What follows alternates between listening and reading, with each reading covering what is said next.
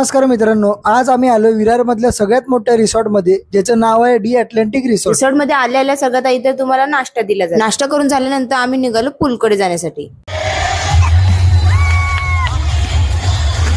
मित्रांनो, या रिसॉर्ट मध्ये एवढ्या स्लाइड आहेत ना, त्यामुळे तुम्हाला अजिबात कंटाळा येणार नाही. आणि मला जर सगळ्यात कोणची क्रेझी वाली स्लाइड वाटली ना, तर ही ट्यूब वाली स्लाइड होती. तुम्ही जर इकडे आलात ना, एकदा नक्की ट्राय करा.